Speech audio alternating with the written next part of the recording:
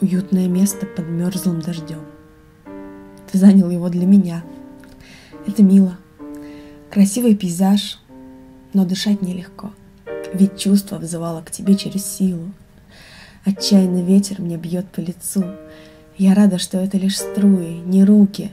Ударов я больше твоих не стерплю, а голос твой резче волны ультразвука преследует слух мой нейлонной струной. К финалу игра подойдет, неизбежно. Мерещится солнце под алой луной.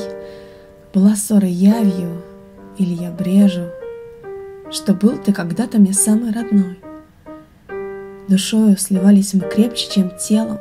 Скупиться на чувства здесь крайне нелепо, но в горле застыл отвержение ком. Расторгнуть союз.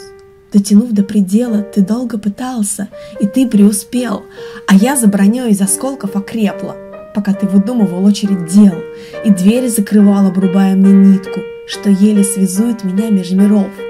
Но жизнь меня сделала с юности гибкой и сильной. Не строю песочных дворцов, которые просто разрушат приливом эмоций от счастья и любви, и лишь боль трезвит разум импульсом четким и резким, на сердце набившим кривую мозоль. Щитом ограждая от прочих желаний, я стала заложником страсти твоей.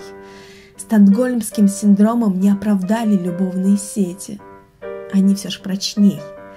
И, сидя уютно под мерзлым дождем, уже без тебя, вспоминаю красивый пейзаж.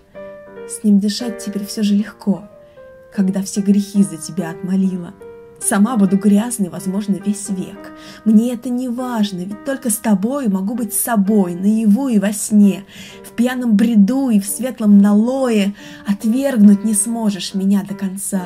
Не проклят, сетями моими опутан. Вот в чем причина и кто виноват. Заложники взят мной под видом приюта.